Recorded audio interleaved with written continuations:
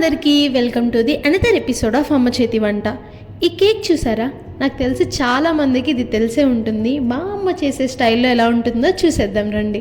షుగర్ని మిక్సీ వేసుకోవాలి, తర్వాత మైదాని కూడా జల్లెడ పట్టి పెట్టుకోవాలి. కొన్ని ఐటమ్స్ అన్నీ సేమ్ క్వాంటిటీలో తీసుకుంటాం, సో అన్నిటికీ సేమ్ గ్లాస్ యూజ్ చేసి మెజర్ చేసుకోండి. షుగర్ పౌడర్లోకి మైదాని యాడ్ చేయండి, అలాగే ఎగ్స్ని కూడా ఆ గ్లాస్లోనే బ్రేక్ చేసి దానిలోకి మిక్స్ చేయండి. నెక్స్ట్ ఇంగ్రీడియంట్ గీ. నెయ్యిని కూడా కరగపెట్టుకొని ఆ గ్లాస్ మెజర్మెంట్తోనే తీసుకొని దానిలోకి మిక్స్ చేయండి. తర్వాత దానిలోకి కొంచెం వంట సోడాని కూడా యాడ్ చేసుకొని బాగా మిక్స్ చేసుకోవాలి. ఈ కేక్ ప్రిపేర్ చేయడానికి మనం ఈ గిన్నెనే యూజ్ చేస్తాం.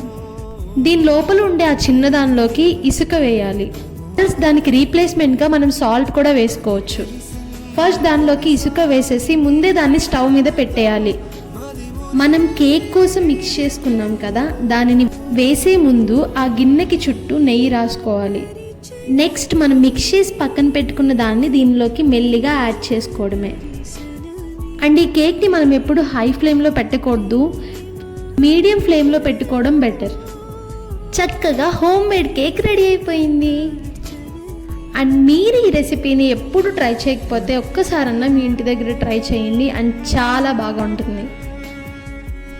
మీకు ఈ వీడియో నచ్చితే please do like and subscribe. Bye.